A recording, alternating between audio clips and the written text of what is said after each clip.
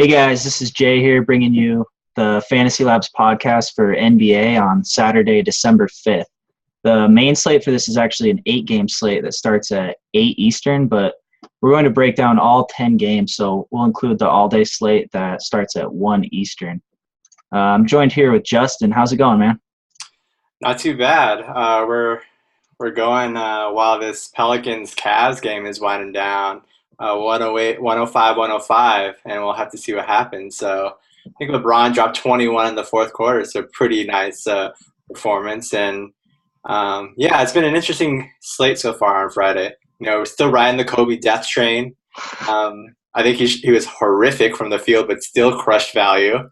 And then everybody was on Jared Dudley, and he did absolutely nothing in 17 first half minutes, and kind of miraculously climbed up to 9.5 DK points to end the game somehow.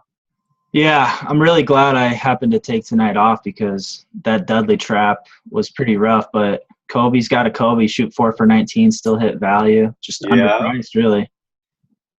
Game's going to overtime, so we can start breaking down this slate real quick. All right, let's do it. Let's jump into it. All right, first game we got, the early one, is the Nuggets at Sixers.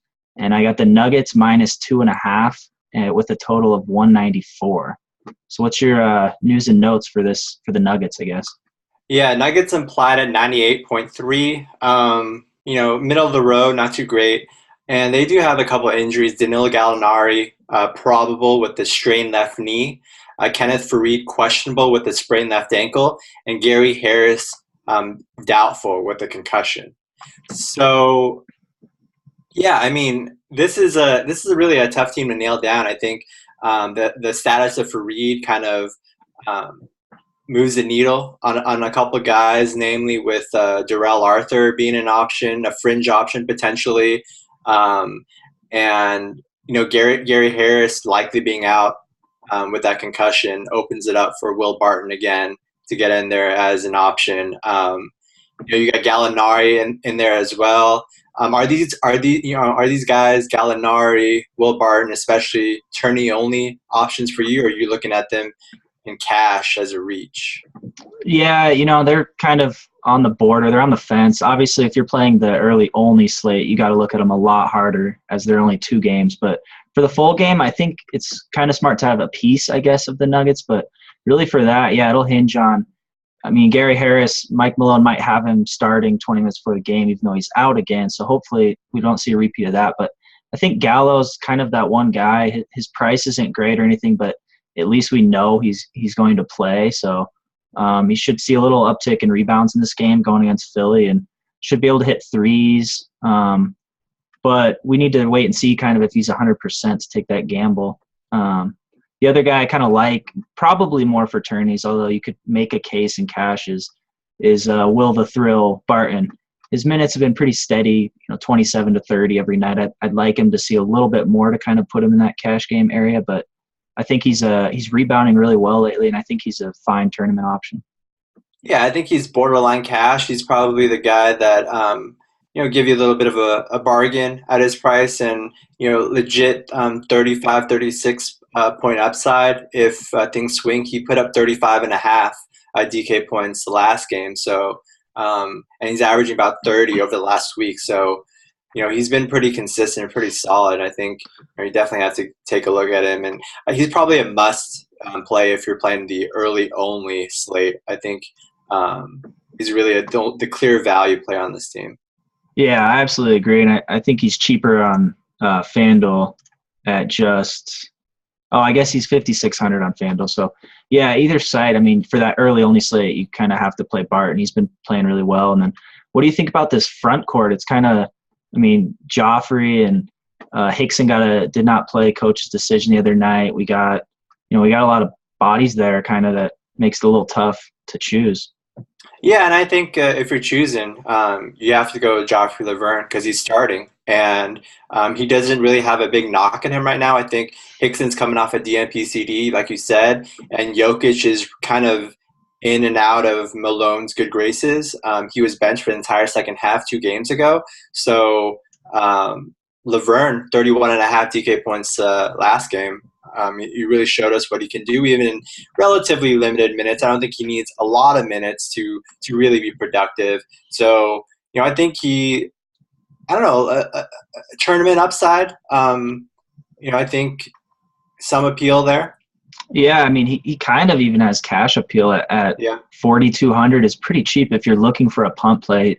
In his 4 games back from injury, his minutes have gone from 8 to 19 to 21 to 25. So he should be right around 22 to 26 minutes. And I think if he gets that many minutes, he can definitely pay off his price in this matchup. Agreed. And then as far as Denver, I'm not really on anyone else. Darrell Arthur, you can make a case for it once we know Fareed's status for sure. He'd be an interesting power forward punt kind of if he draws the start there. And then Moutier just kind of seems worthless right now, just incapable of making a shot, really. Yeah, and the minutes aren't quite there. They fluctuate a little bit with Jameer Nelson. He plays anywhere from, I don't know, like 26 to 34 minutes, and usually kind of that 28, 29 sweet spot, which isn't enough. And he doesn't get enough volume really for me he's not in that Kobe category for me where the volume, the usage, the minutes combined kind of give him a good enough cushion. And he's just been brutal with the turnovers and the efficiency too. So yeah, 22 DK points are last week. I don't even think this is really a great buy low spot. And, a spot where you can even legitimately feel comfortable with him in tournaments either. So I'm off him. Yeah, I completely agree. Let's move on to the Sixers. What do you got for news and notes on them? Yeah, so Jahlil Okafor suspended for another game. This is the second game of his 2-game suspension. And we got Tony Wroten set to make a season debut after undergoing knee surgery in the offseason for that partially torn ACL. So that'll mark the end of young Nash and the brief stretch of glory where he was putting up those triple doubles. That was something. Yeah, I don't know what last time I've seen something like that. He did actually before he's kind of his last glory run. He hit a free throw. He did. So it's a nice way to go out with my main man Roten coming back. And Flip Pressey also got waived, so that's 10 whatever minutes that'll be gone too. So I think McConnell will still see some minutes, but when Roten gets healthier, I think he'll kind of be gone. Yeah, Roten's expected to play like 12 to 14 minutes in his debut. Nothing too significant. So McConnell should still get, I don't know, like 15 or so minutes behind Cannon. Mm-hmm. So let's go to some plays here. Nerlens Noel is really like the one of the biggest buzziest players last game, especially with Jahlil Okafor during the first game of suspension. He totally kind of dudded. 15.5 DK points, didn't really live up to expectations. For me, I still think he's more of a tournament play, just because even when he was healthy and playing, he just a little bit too volatile for my liking to really count on in cash, because a lot of his value is steals and blocks. You have to kind of hope those defensive numbers are there. He isn't going to score a tremendous amount. So, for me, even with Ja being suspended, I kind of think this is a really nice tournament spot for him, considering how bad he was last game, and maybe leaving some, a bad taste in people's mouths who rolled him out in their lineups and were disappointed. Yeah, I was one of them. It was pretty disappointing. I knew the matchup going in was really, really tough going against the Knicks at the center position. So this is a big step up for him, and I feel the same way. I think it's a great opportunity to have a guy with his upside who can get you a lot of points, and he'll have a very low percentage owned. So I do kind of think that he's not really 100% healthy. I don't know if that's a factor, if we kind of know exactly what's wrong, but he's just not looked the same. But I think, like I've said before, I'd rather be ahead of the game on him than behind. So he makes for a fine tournament play. And for cash for the Sixers, this is a great matchup for them. Denver's really bad defensively, so I kind of still like Isaiah Cannon here. His volume is high. He's really just shooting poorly, and I expect that to change against the Nuggets, who are last in the league in defensive efficiency against point guard. So I like his volume, 8 3-pointers a game average lately. So I think it's a good spot for him to have a bounce-back game as well, and I think he's kind of a cash consideration. Yeah, I agree. And Bob Covington, Robert Covington is always in play as well. Massive steals potential, like he's displayed, and still a very vital part of this offense, especially providing the spacing and taking a lot of threes, giving you that little added bonus, especially on DK. So Covington, Cannon, your cash game plays, Nerlens, your tournament play. Um, Jeremy Grant, I think, makes a case for another tournament play as well. yeah, Disappointed last game with only 20 minutes, but theoretically, I think Okafor's injury will give him more playing time. Should. it should. I agree. He definitely was a bit of a disappointment last game, but I agree with you. I like him in general. I like what he can do.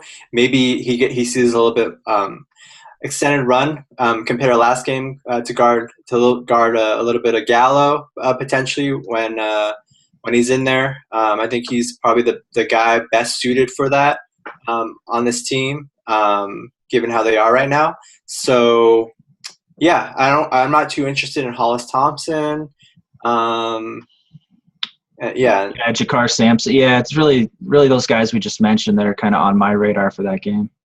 yeah, they're really like low floor, relatively low floor. I can see them having duds. I don't Right. trust them enough, and I don't see them having massive upside to where they're like win you a GPP either. So they're in that weird spot where you know they're like weaker tournament options, I guess, but not really. Right. Yeah, I completely agree.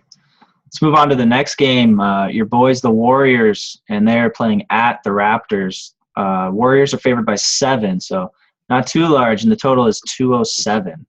What are your thoughts on this game? Yeah, this was a really close game, and the last time they played at Oracle, the Raptors really pushed them to the limit. And I remember Kyle Lowry picked up like 3 fouls in the final 15 seconds, two of them being really questionable. The first being an offensive foul that really turned the tide and led to a couple, I think like 4 Steph Curry free throws that really iced the game for them. So I think this will be fairly close, especially this being at Toronto. Um, with Harrison Barnes still out with that sprained left ankle, I think the cash game plays here are very clear as usual. Steph Curry, Draymond Green at the top, and then you got everybody else behind them. Klay Thompson, a tournament option. We saw that you saw him have a Klay Thompson quarter kind of the other day. Um, he didn't really Yeah, do much the rest of the game, but right. still, it was encouraging to see that at least. Yeah, that's the problem with Clay. His upside just seems kind of limited because now if he has a Clay Thompson quarter, they're probably going to be crushing at this point with how good they are. So it's kind of like, okay, if he does score 20 in a quarter, they're going to be up big. He might sit the last kind of quarter of the game, and he just doesn't do enough outside of just scoring to really warrant a lot of tournament exposure. And cash wise, he relies too much on his points. So he's kind of like in that zone where I'm not really looking for him too much. Yeah, and I agree. I think I actually looked at remember looking at his line after that quarter. It was like 15 points and then zeros everywhere else. Like he did literally nothing except for score 15 points. And to have that explosion of a quarter and to only score like 16 DK points when you factor in the threes or whatever, right? That's not great because you need those big quarters with Clay to kind of pay the bills, and that needs to be like a 20 plus DK point quarter for sure at the very minimum. So yeah, I think he's probably like a B minus, C plus tournament play. Not like we said before, just don't have that upside anymore this year. Yeah, absolutely. I agree. And then, yeah, it's the same business as usual. Curry and Draymond and Cash. The rest kind of tournament.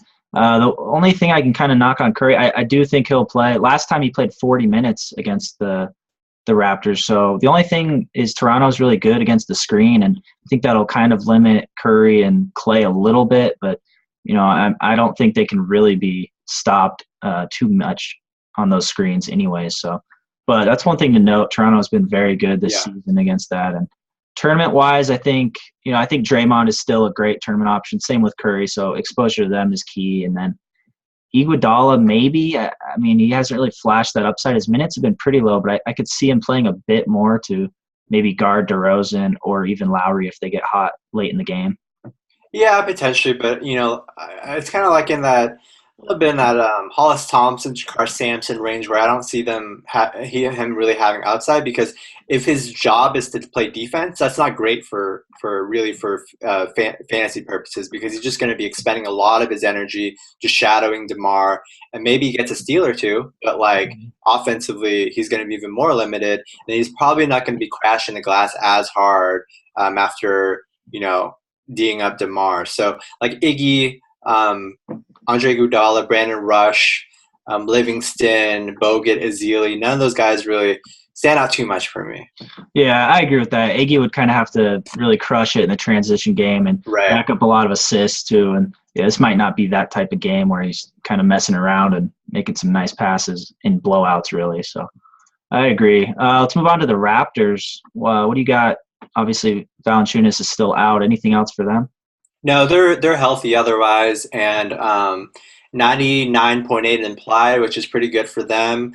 They'll reap the benefits of playing a really more up tempo team in Golden State and being able to go out to the races. And the last time they played, Lowry and DeRozan both had really big games. I think that they each had 26 real life points apiece. Obviously with some nice supporting stats in there as well. Yeah, you usually don't want to target a Golden State defense. I think they're at least top 3 in the league right now in defensive efficiency. Probably not number 1. Maybe I think last time I checked they were 3rd.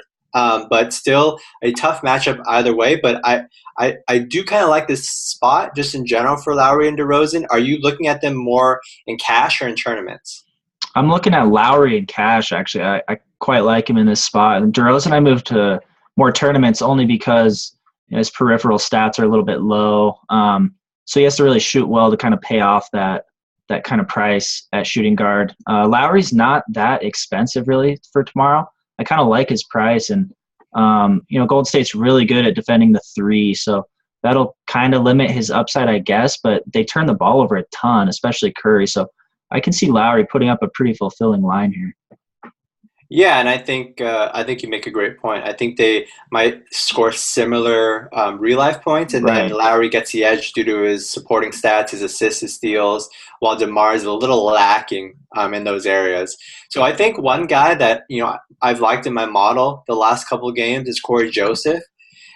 He's played 30 to 33, 34 minutes consistently over the last couple of games, where they've gone a little smaller with him at the 2 and playing him and Lowry together at least in the same backcourt. So averaging 24 DK points for last week, and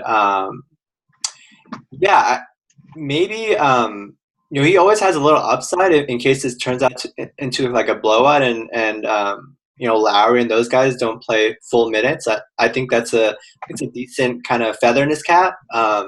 And given his minutes floor right now, I think he's a consideration as kind of a cheaper play for sure.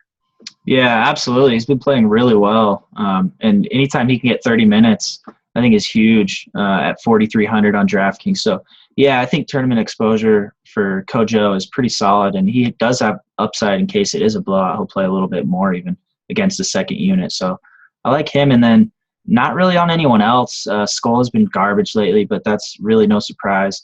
And Carroll, maybe has some appeal at the small forward.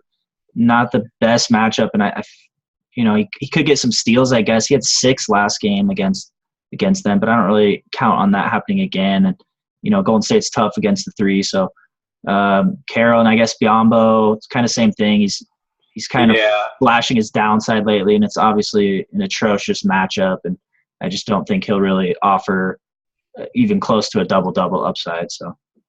Yeah, I don't think you want to be too heavy on either of those guys. I think they had their flashes and their times. DeMar early in the season, and Biyombo in his first couple starts when he's seeing 33 minutes and putting up some double doubles. But I don't. This is not a good spot for either. Yeah, it's not a good game for Biyombo to even get a lot of minutes anyway. So I'm off them. It's mainly Lowry, maybe Cash, DeRozan, tournament, and Corey Joseph, tournament. And that's pretty much it for the Raptors against the Warriors defense. Agreed. Let's move on to the next game. We got at the normal start time for the main slate, the Hornets at the Bulls. Bulls are favored by 5.5, and the total is 195.5. So what are your thoughts on the Hornets? Yeah, the Hornets. Al Jefferson's still out, obviously with that strained left calf. It's going to sideline him for a while. I think one guy that might have moved from tournament only kind of consideration to cash consideration is Batum, because we kind of looked at him kind of like as a wild card on some nights with his usage and his involvement in the offense behind Kemba and Al-Jeff. Now that Al-Jeff is kind of out of the way, Batum has to do a little bit more on the offensive end, and you combine that with his all-around stats, his rebounding, his steals and blocks, his assists, and I think has the potential to put up some really full lines here. I don't love the matchup though against Jimmy Butler, which is like the biggest downside. Does the matchup with Jimmy downgrade him from a cash game play to a tournament play? Yeah, it's tough for me. I'm really waiting to attack with Kemba and Batum with Al Jefferson out, but they got the Warriors last time, and now they have Chicago, who's 4th in the league in defensive rating. It's a really, really tough matchup for these guys. And Batum, especially, I mean, Chicago's just so good at transition defense, limiting the three, limiting their turnovers. They're incredible at. So it's unfortunate that the ceiling for Kemba and Batum are kind of limited with the matchup, but soon enough we'll have it where these guys are absolutely cash game plays without Al-Jeff. I think Batum being at small forward and having a more likelihood of kind of filling up the stat sheet with his rebounds, steals, and points, I think he's kind of on the fence for cash. I don't like the matchup at all, so I don't think I'll go him on this 8-game full game slate or 10-game all day. And Kemba's kind of in the same boat. I have them both more as tournament plays, just basically due to the matchup. I do think their usage rates will be very high, and they'll kind of have to carry the heavy load and stuff. But for now, I think I have them both as tourneys. Agreed. I think like Batum going off. Who was it that we were talking about earlier? It was Nerlens. That really, really, really bad game. Kemba even worse than Nerlens. Kemba went scoreless in the first half against the Warriors, and obviously that was a horrible matchup. So his ownership is going to be depressed for sure. Right. I think this spot against D Rose isn't a horrible one. Not a great matchup overall, but it's beatable, and I can see him winning for sure against D Rose. So I think he's a pretty fairly strong tournament play just by the fact that his ownership I think is going to be pretty low. Yeah, I agree. I like them both a lot for tournaments with their high usage in this game. Rose has actually been playing. He's been focusing on his defense more. Obviously, he can't hit a shot anymore. So I've been watching them. He's actually been playing pretty solid defense, surprisingly. Anyone else on this team that we got Jeremy Lamb. His price is kind of creeping up there still. I know a lot of guys are pretty high on him usually in tournaments, but this isn't a great matchup, and he'll get probably 27-ish minutes. And his 3-point upside is kind of what gives him his ceiling, and I think that's limited in this game. Yeah, I'm kind of off everybody else. Lamb, Marvin Williams. I obviously don't really like Spencer Hawes or Frank Kaminsky. So, yeah, that about does it for me. I don't want too big a piece of this team. Yeah, I'm with you there. Let's move on to the Bulls. Is Noah, you think he'll draw the start? Is that what's likely? Yeah, so Mirotic is still in the concussion protocol. He hasn't been ruled out yet, but I think it's more likely than not that he sits just because he hasn't passed the protocol yet, and it's already Friday, the day before the game. So, Joakim Noah got all the first-team reps in practice with Pau Gasol. So, Noah, he is – let me see his price. Yeah, he's cheap. He's $4,300 on DraftKings and $4,400 on FanDuel. Yeah, so I think – he becomes a really strong play, and you can even talk me into him for sure in cash. Let's Yeah, see. yeah. If he starts, I'm pretty high on him in cash. He saw 35 minutes last game and put up 30.75 DraftKings points, and that was right after almost recording a triple double versus the Spurs. So I think his price will definitely continue to rise, and this is kind of a good time to get him at a bargain, kind of saved on that center position.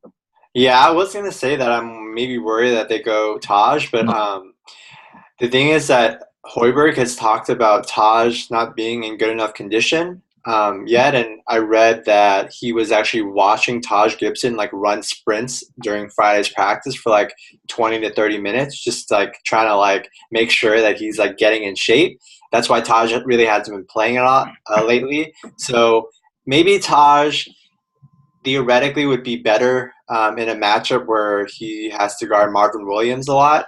But I think just by virtue of where Taj is in his conditioning and Hoiberg's graces, we'll say, I think Noah will get plenty of time in here and be definitely a viable cash game play. All right, so another guy I like quite a bit is Pau Gasol, and I think he's very cash game viable here as well. Yeah, I completely agree. I was on him pretty heavy last time too, and he came through huge. I think 62.25 DraftKings points. So yeah, he's in a great spot. He's been playing out of his mind. He's been playing really well. Rebounds are huge. Scoring at will. This Charlotte's not Denver, so it's not that bad of a matchup, but it's still one that's very beatable for Powell.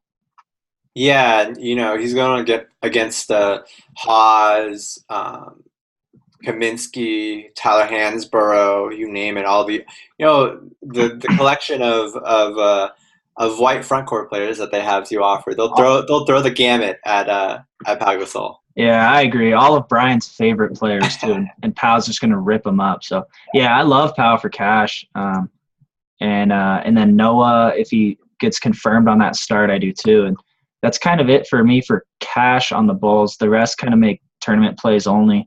Although I guess I was breaking down Rose, and I mean he's shooting he's on that Moutier level of shooting right now, just horrible. And I looked at his game log, and he's still producing. I mean 27, 28 and a half, 28 and a half, 30 and a half in his last four, and he still can't even hit a shot. So it's kind of like, is he a cash game consideration at his kind of suppressed price? Yeah, I mean his range of outcomes has been fairly narrow. Like you look at the past couple games, it's like 27 to 30, right? Kind of in that range. Let's see, implied 27 and 30 puts him kind of near 7K. And on DK he's 6,300. So I think you're still getting definitely some value there. Just on his price on DK at 6,300. Do I think it's like a top cashing play? No, but I think he's like viable at least if you like really want.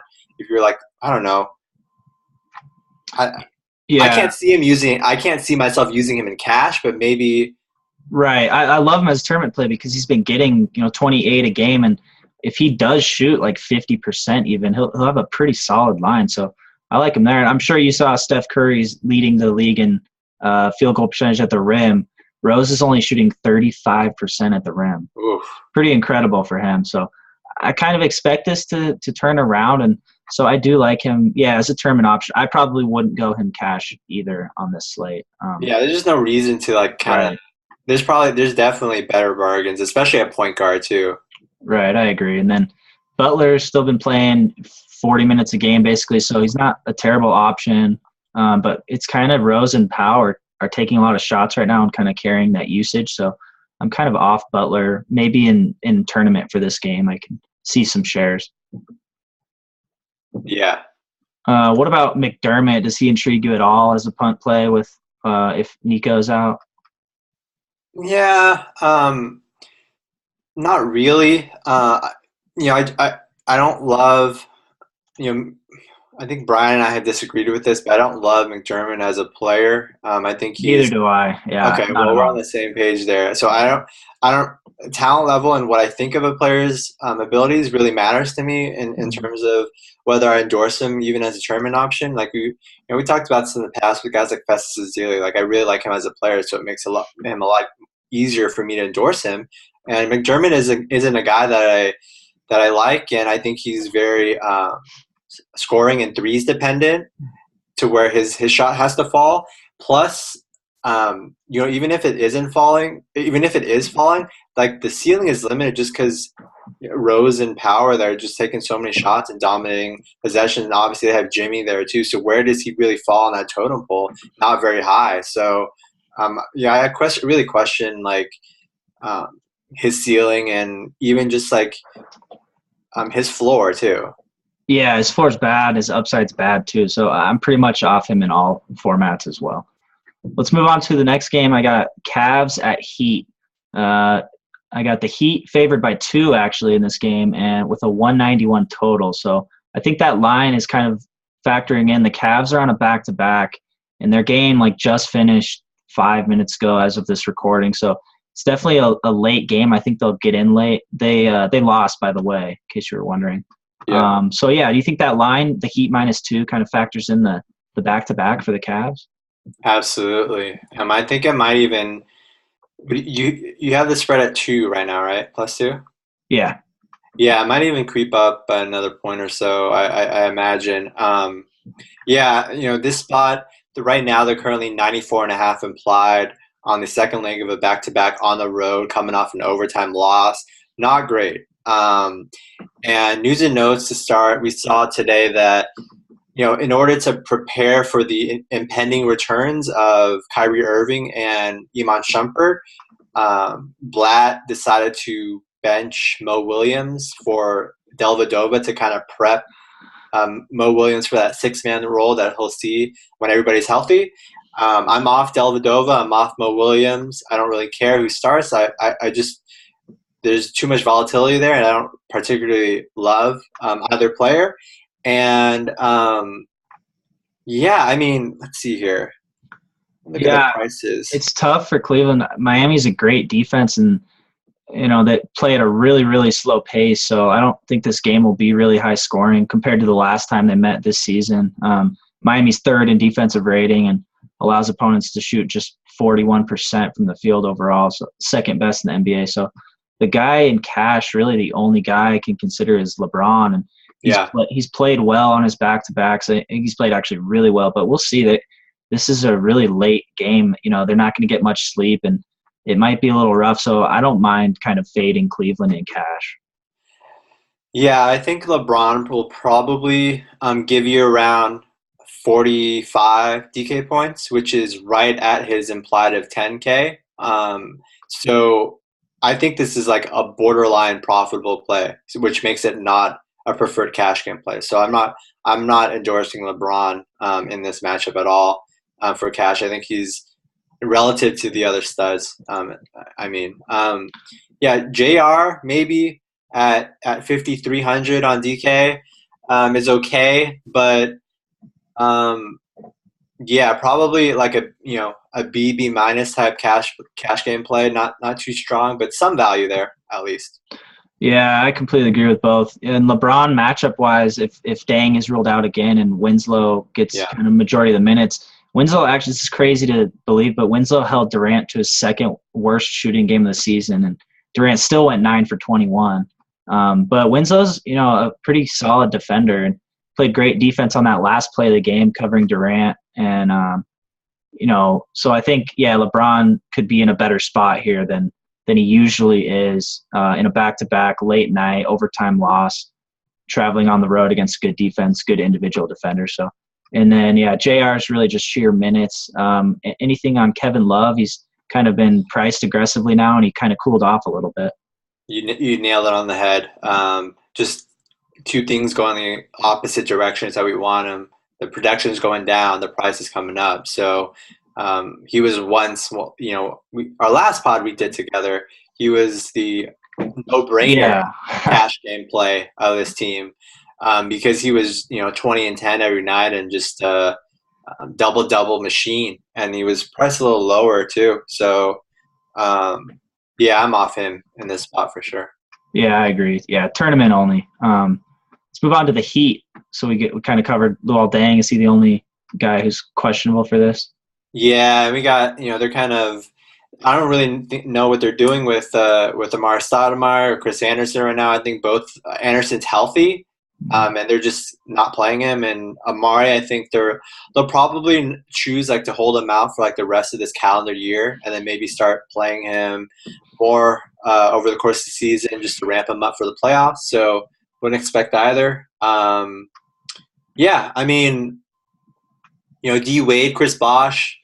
Um, Cash or Turney for I think Yeah, I those are the have big names. right. Yeah, Wade and Bosch. I have them both. Turney. Yeah, Miami's offense is ugly. It's hard to watch, and a lot of their plays kind of just result in a ISO for Wade or something, a it's kind of really bad. It's bad shot. really So bad. it's and Cleveland plays good D overall, and this is a low total, so I'm not really jumping on the low total to kind of factor in any of these guys for cash games. But I do like Bosch for tournaments quite a bit. He's probably my favorite tournament play on the Heat with Wade being second. But Wade brought the clock back last time and looked awesome, but it's a little tougher of a matchup overall. Yeah, Bosch will be lower owned too. I think he generally flies under the radar. I don't think people are all over this Heat team in general. Maybe outside of like Whiteside and Gerald Green, but like Wade and Bosch usually go overlooked, especially Bosch. And he's been playing pretty well, 40 DK points over the last week. So I think this is a very good tournament spot for him, especially maybe against a like a fatigued Kevin Love in that front court. I think he can definitely do put up a really sneaky and good line. Yeah, I agree, and I like the pick and roll that Dragic and Bosch have kind of worked on this season. I think will kind of be pretty good against Love and Mozgov. And Dragon has looked a lot better. Like he Yeah, had a really good game the last game, which was like encouraging. I'm not going to use him, but like it's like encouraging to like see he actually can play yeah, it is. basketball. Yeah, Because we haven't seen much of it at all so far this season. right, and he did really well last season. Had a bunch of games where he was definitely usable. But yeah, his upside is somewhat limited right now, and cash you can't really roll him either. He's just too inconsistent. But he's just shot really, really poor at the beginning of the season. So I think he's kind of getting his legs back. And what was it, his family moved here or came to visit or is out here now finally. And I think he kind of said even that like that's kind of the spark he needed, and he's been picking up his play since that. Can we get a hashtag narrative street one time? Hey, he said it, not me. The play coincides with the facts. And yeah, Gerald Green, I think this is kind of similar to last game where Winslow played a lot to cover Durant. I think Winslow will get a lot of minutes here again to guard LeBron, and I think Green's upside is a little bit limited here. Agreed. Whiteside tournament play, I guess, for in case he has a block party. Yeah, I mean, Yeah. you always have that potential. I think he can have 6 blocks in game. He's shown that in the past, and yeah, maybe a fatigued Cavs team doesn't have as much lift, and he can get a couple more than usual. I don't know. Yeah, I'm reaching here a little. He's been playing poorly Yeah. recently, so that means his ownership probably won't be as high as it would be. So I'm all about that, and having a little bit of exposure to him for. Yeah, I'll have some exposure to him. Absolutely. A tired Cleveland team will need more misses and kind of more rebounds for Whiteside block opportunities. So let's move on to the next game. I got Blazers at Wolves, and the Wolves favored by 2 with a total of 203. So pretty solid total and line. Yeah. Everybody's pretty healthy for the Blazers. No injuries there. Yeah, Ricky Rubio, usually a really solid defender. Are you nervous at all about this matchup for Dame, or are you okay?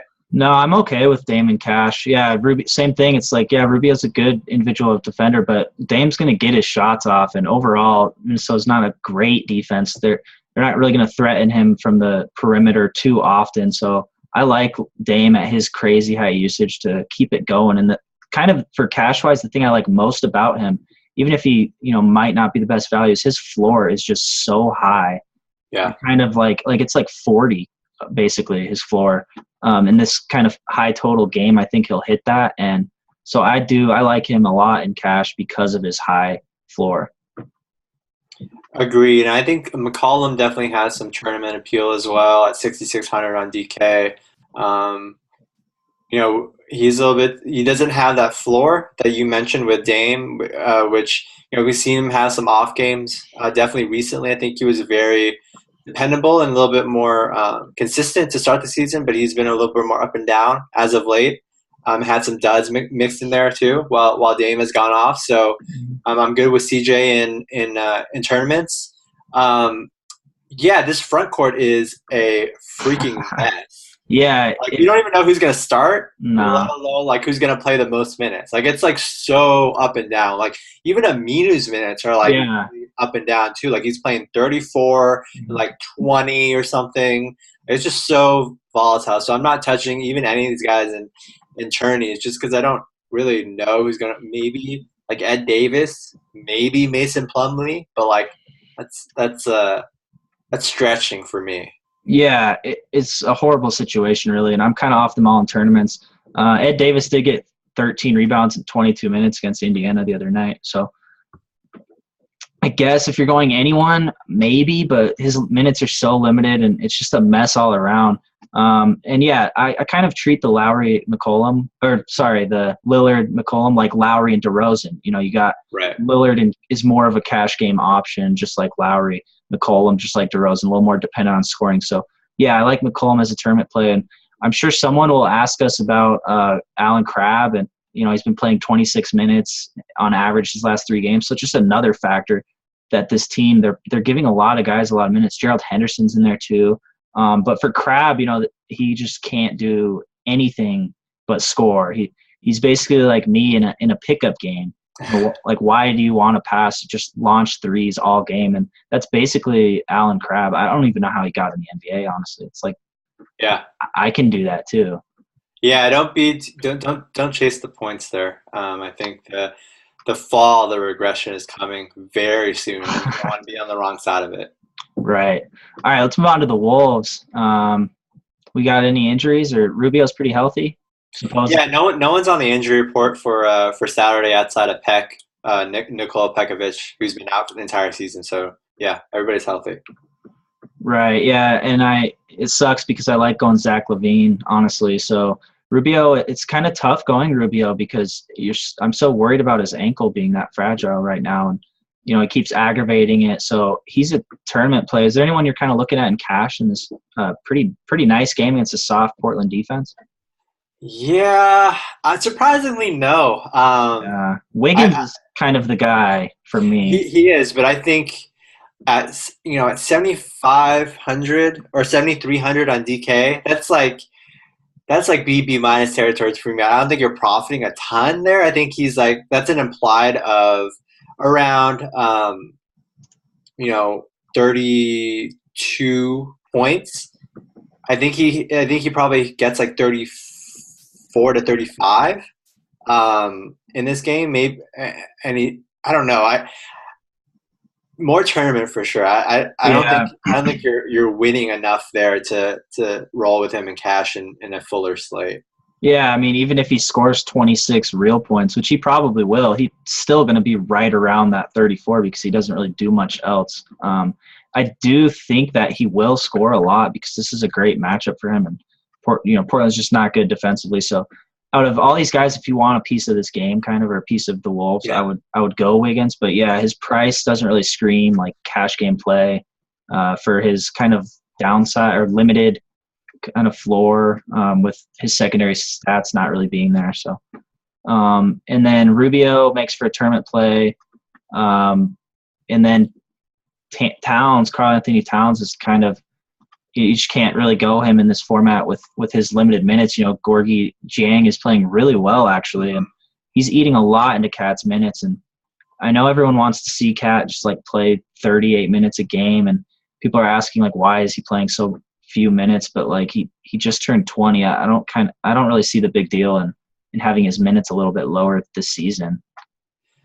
Yeah, he isn't playing the fourth quarter, so Right. But that's my it's not like he's like buried on the bench like some other yeah. coaches would do. No, So it's fine. yeah. And I one of the guys I like the most doing in this business, Zach Lowe, had talked about it too in his pod with Chris Herring, that it's of the Wall Street Journal, that it's just like an early season blip that people are freaking out about, which isn't a really big deal. I think Yeah. it's something that'll correct, fix itself and it, correct itself over time. And it's just like an early season thing. And we shouldn't overreact to it, but we do care about it for DFS purposes, obviously, right now, which is Right. why we're off towns. You mentioned Gorgie Jang. I think he's fine in tournaments at 4,500. He's averaging 31.4 DK points over the last week. He's put up some really big lines. So I really like him as a player too. I think he's kind of that Festus like category for me, where the blocks and the rebounds are there in bunches. Like in my more regrettable days when I did full season fantasy, he was like always a guy that even like 2 to 24 minutes I rostered in 12-team leagues just because he did so much in that time. And like he was a top 100 player, like in 22 to 24 minutes, which like tells you his enormous like per minute potential. Right. I was just going to say, as per minute numbers are great, and he's playing really well, and they kind of don't have a choice but to play him right now. So I love him in tournaments, and I don't ever want to hear about the dark ages again, like dinosaur time. I mean, seems like so long ago, but yeah, Jiang is nice. I like him a lot too. I don't like him as much as Swag Zealy, really, but I do still like him quite a bit. And that kind of does it for Minnesota for me. Are you on anyone else here? No, I mean maybe some small Levine exposure in tournaments is fine. Yeah, I mean I just like him when he gets on the court. He's like another like per minute type a player who can do some things. And Right. yeah, especially against the second unit, I'm not really scared about who he's No, gonna. it's great, yeah, and he still went 12-5-5 last game that Rubio was back. So I like him here. They just kind of limit each other, and yeah, obviously Rubio has a great matchup going against Dame, really, but he's not kind of that guy who's super aggressive or anything to really take advantage of Dame defensively. So I think they're both tournament players for me. And that covers the Wolves. Let's move on to the next game. I got Kings at Rockets. This is like the game of the century, game of the season. Rockets are favored by 2.5, and the total is 219. Just massive, Yes. huge. Rockets are on a back-to-back, so they're already awful defense. Probably going to be even worse, although they are getting Dwight back. Yeah, so let's start with the Kings here. Omi Caspi drank some of that water mistakenly while in Mexico. Obviously, a rookie mistake. Yeah, absolutely. So he's probable. He's supposed to be back in the lineup. Willie Cauley Stein out 4 to 6 weeks with a dislocated right finger. Also, like another thing potentially to keep an eye on. I think this is like way overblown, but like people are talking about like Rondo might get suspended, or whatever, because he was ejected the last game for arguing with a ref. But like having done this, the NBA doesn't usually, like with days in between games, they would have announced it by now. I don't think they're going to announce it like the morning of Saturday's game and not do it before. So I really doubt that's going to happen. So we'll assume Rondo's fine and he's playing. All right, so. Yeah, everybody. They're talking about Omri Caspi being the Starter. yeah, he's going to move in the starting lineup in place of Willie Cauley Stein. So you really like that for his value. He's proven in the past repeatedly. I've said that I prefer him a lot over a guy like Marco Bellinelli because Caspi can give you those rebounds and the supporting stats in addition. And be definitely a more well-rounded player. So he screams as one of the potentially the top bargains on the slate at 4,700 on DraftKings. If he's playing starters minutes, I think that's kind of where you start looking when looking at this team. Yeah, I agree. He's only 4,200 on FanDuel, where you got to play two small forwards. So assuming he's healthy, yeah, he's like the top play kind of on a value basis. Every time he gets like 30 minutes, he produces, and this is a great spot for him in this game. Boogie, I like him a lot, but he'll presumably be moving or playing at the center against Dwight, so it takes a little bit off him His price is climbing as well. It's up to 10,000, 10.8 on DraftKings. You still like him in cash? Yeah, I'm fine with booking cash because I think what'll happen is Dwight gets in foul trouble, Right. which always happens when you play Boogie Cousins. Right. Like an inevitability. Yeah. He'll bully ball you, and then you have no choice but to give a foul or two recklessly. Right. So And I think, yeah, Boogie's as solid as they come, man. I yeah. think I really never question him in cash, almost ever. I think he's always a really strong cash consideration for me. Yeah, and I'm going to target this game heavily. Both teams can't defend. Kings play at the second fastest pace. Rockets are up there. It's just a great spot for a lot of guys in this game, especially Boogie. And I was going to bring it up for Dwight. Foul trouble is definitely a huge concern. So Boogie coming off a 4 for 17 game too against Boston. I think hopefully some people will be off him because I agree he's a complete cash game, and with this high total and his usage rate. That's it for cash for me. The other guys are more tournaments. Rondo hasn't been playing his full amount of minutes kind of at all. Collison's been playing well, and so I think Rondo's kind of limited to tourney only. Just on FanDuel though, I think, right? Because Rondo, are you paying? What do you? Can you look up his FanDuel price? Yeah, I went down from I think 8,300 last time. It's 8,000 now, so it's still there. Yeah, his minutes been 24, 30, and 25 in his last 3 games. I know I play him in tournaments on FanDuel at 8K, but I wouldn't really. I think he's very borderline tournament and on DK at 8,800.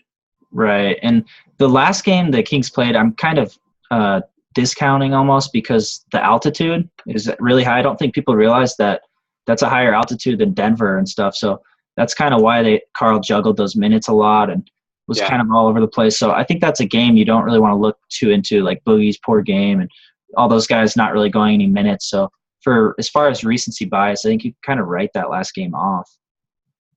Agreed. And then Gay, Rudy Gay is still another tournament option for me. Your boy. Yeah, my favorite tournament option because he's a freak and shoots whenever he wants, and that's kind of the guy I want. So, I think he always has that upside. It's still there, and obviously prefer him much more so if Boogie is out or something. But playing at the 3 with Caspi at the 4, I think he'll have a pretty solid chance to gain some additional rebounds here. And I think he's in a pretty fair spot against the Rockets on a back-to-back. Pretty horrible defense here, so I expect Gay to have a pretty solid game and offer that tournament upside, but I won't really go him in cash.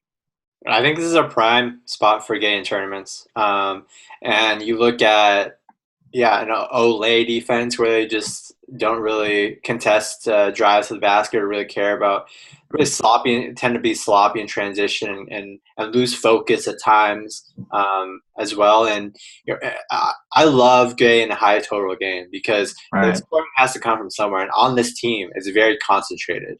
You're not looking from scoring from Rondo, really. Right. You're not really looking from scoring from guys like Caspi or Costa Koufis. It comes from 2 main sources, and that's Boogie Cousins and Rudy Gay. So I think this is a pretty good spot, and I'm not worried about really Ariza. Ariza is a generally good defender, but in this type of game where it breaks down, second leg of a back-to-back, I think it's going to be sloppier and not like a traditionally like stiffer defense than maybe you usually see from them on the wing. And DV defense against position too. If you really like that stat, Houston hasn't been good on spot boards with them as well. Yeah, with Ariza, he's still a fine defender, but they're just so bad as a team defensively. They give up so many transition points, fast breaks. So I think Gay will absolutely have his hand in a lot of those. And there's really not much Ariza can do if he's not back there on defense when the Kings are pushing the pace like they usually do, especially with Rondo. So what I love most about this game is the 3-point spread. I think it'll be pretty close for sure. Yeah, and I mean, if this game hits overtime or something, you're looking at guys who could have seriously massive lines. Yeah, you stack this game, it might win you a tournament. Yeah, even with it being the most obvious game to stack. Collison's kind of an interesting tournament play. He's had 28, 27 minutes his last 3 and produced 22, 26, 26. So, I mean, at 4,600, he's not like the worst tournament plays. Upside's obviously not great or anything, but if he gets you like 26 at 4,600, kind of opens things up.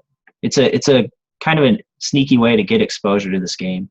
Yeah, you're just hoping that you're not being that guy chasing points and the bottom Right. doesn't fall out and you don't get caught on the wrong side of regression. So like I think that if you're putting a tournament team together and you end up having 4,600, then I don't mind Collison. Mhm. I don't think he's a guy that you're like plugging in as one of your like top 4 guys when starting your lineup. It's kind of like, hey, 4,600, Darren Collison. Okay, I'll do that. Right. Yeah, I agree. Not great. Let's move on to the Rockets. We got Dwight is returning now. Yeah, Dwight's playing the second leg, a back-to-back after sitting out on Friday. So it definitely hurts Clint Capella a little bit, even though Capella will start at power forward as usual. And also totally removes Terrence Jones from consideration. He had 17 points on Friday, pretty highly owned and good option on this slate, on that Friday slate. Yeah, I think you kind of get the usual suspects here, and a big 3 names here: James Harden, Dwight Howard, and Clint Capella. So Harden, 52 against the Kings in a 111 implied. I know he struggled. He was at the top. I remember this because he was the number 1 play in my model the last time they came off. They were in the second leg of the back-to-back. And he had a horrible start. I think it was against Detroit. But he ended up, hitting like 52 or 53 DK points with like the most ridiculous like stat padding at the end, where he was just like drawing fouls, his thing where the hand's there and he just like tries to put it through. But this is a really good spot. This is a great spot for him on paper. Are you on him in cash? Yeah. Yeah, I am definitely on him in cash. This spot is way too good. If on paper you look at the let me ask you this. Let me ask you this a better question. Boogie at 10.8 or Harden at 10.5? I think that will come down to positional scarcity. Shooting guards usually kind of weaker than power forward. Or I'm assuming you're talking about DraftKings. Yeah. Yeah. So I'm gonna try honestly kind of to play them both maybe. Harden, I think, that on paper, I just think it's so nice for him. And the only thing that concerns me is he recently talked about wanting his minutes less, and he did still play 38 the other night. But this is a back-to-back, so it wouldn't totally surprise me to see. Lawson's been playing a little bit better. He could get a little bit more burn. So Harden, his minutes might not be like 40, and that's kind of the only thing, the deciding factor in maybe determining Boogie or Harden, I guess. Yeah, I agreed. You kind of have maybe differing directions there, where Cousins might see a minute or two more with Willie Cauley-Stein being out and them having like one less body in the front court. Yeah, and I mean his floor for minutes is 38, like what we saw last game. I don't think he'll go any lower than that. Do you have the score from that game? Was that a blowout? The last game? Yeah, his game against New Orleans. Harden's? Yeah. Sorry. I don't think it was a blowout. Okay. It might have been. So he just played 38 by choice then. Right. Okay. Yeah. But yeah, I mean, he's just been on fire. I probably would go him over Boogie just because the drop off from Harden to the next shooting guard is pretty steep on this slate. And I think power forward, you kind of have guys who like Blake, Powell even. There's one other guy who's pretty solid. Favors, I get, Favors with Gobert out. So power forward's kind of got a decent amount of guys where shooting guard's a little thin. So I kind of like going Harden for that with the 3-point bonus, the double-double. I mean, he's almost averaging like a triple-double even lately. He's averaging 8.75 rebounds in his last 4 games. So facing the Kings at home in this high total would be really, really hard for me not to play him. Agreed. Oh, I did forget that they played on Friday. My mistake. He played 36 on Friday after playing Oh, 38 right. before. Yeah. So maybe Bickerstaff is being a little bit more Right. And that's serious the about the only minutes. concern. Yeah. Right. So, that's something to look at, I guess. If you have a guy at shooting guard that you're fine with that's not really expensive, then you can go that route and then have Boogie. It's kind of team composition wise, where you kind of want to attack position wise. Agreed. Beverly for cash. I mean, he's still his price increased. He's 4,400 now, so I don't really like that for a guy whose usage is generally low. I have a feeling quite a few people will be on him in cash with this game. You think he's a fine option? He's consistently getting over 20 DraftKings points, at least in his last 4. Yeah, I think he's fine. He's like a B+ B play for me. He's fine. I don't mind him at all. I think you're still getting value there. Yeah. Are you on Dwight or Capella at all? I was going to ask Capella, is he guaranteed to draw this start with Caspi starting, you think? Not guaranteed. The only Right. thing I'm saying that is because Bickerstaff said He likes them. he liked that unit and he said he wants Yeah. to use it for the foreseeable future. Right. And you're right that maybe maybe he starts, right? I think he probably starts, but you're right that there's some concern that maybe he's Yeah. fewer than his usual, like 28 to 30 minutes, and maybe they go for Ariza in smaller looks with Thornton in there or Lawson in there, or maybe does Terrence Jones make any sense, or they would just stick with? I think Thornton would get more minutes, and breaking this game down, I kind of came to that conclusion that Capella would kind of be that odd man out with both teams running and gunning and playing small, kind of. But the other thing is, like, Dwight probably will get in foul trouble, so that kind of bumps Capella's minutes up a little bit even. So he's kind of neutralizes for me. I don't see huge upside with Dwight in for him, but he's still definitely a tournament play. I won't go him in cash, even with the start. And then Dwight, is a tournament play for me. I'm not ready to really go him in cash. He does have a very favorable price on DraftKings. I think he's $7K there. Yeah, he's 7 even. So, like, that's cheap. That's soft. I'll have him in quite a bit of tournament exposure. He's just kind of not producing. He's still not seeing the ball offensively. And the foul trouble. Yeah, tougher matchup in terms of foul trouble. So that brings his cash game value down quite a bit for me. But then again, he still obviously has his double-double upside in a 219 total, which would, if he got the double-double, would lead to a pretty huge line. So one of my favorite tournament plays, but not really a cash option. Yeah, let's see. I feel like we should be more players with the 111, but I think that's about it, right? Yeah, I mean, Ty Lawson's been playing better, but he's been driving to more successfully, driving to the hoop on the court. Obviously not driving in a vehicle on the street. Yes. Let's not go there. But, he has been driving to the rim better lately. And I do love the matchup and pace. I think this is a great game for Lawson to kind of play a few more minutes with this high pace. This really suits him well with how fast and quick he is. So his price is pretty dirt cheap. So I think he's a viable tournament option. I just wouldn't really expect that much of a ceiling. Yeah, you have some exposure. Hoping the script kind of works out in his favor, like you said, like Jay said. So yeah. Right. And yeah, that's pretty much it for Houston. I mean, Thornton, well, he might get more minutes. Maybe you can't really go him. I mean, that's really tough to predict with him off the bench. Yeah. Let's move on to the next game. We got Celtics at Spurs. Spurs are favored by 8.5, and the total is 188.5. This is probably the game outside of the game of the century that I'm the most excited to see. I just really like these two team styles. I love both head coaches. So, I'm really excited to watch this game. Spurs are first in the league in defensive rating. Celtics are second. So this is a game I really don't expect that many kind of open, good looks at the hoop. Yeah, this is a good game to watch, but a horrible game to have a piece of in DFS because the Celtics are implied at 90, which is really low for them.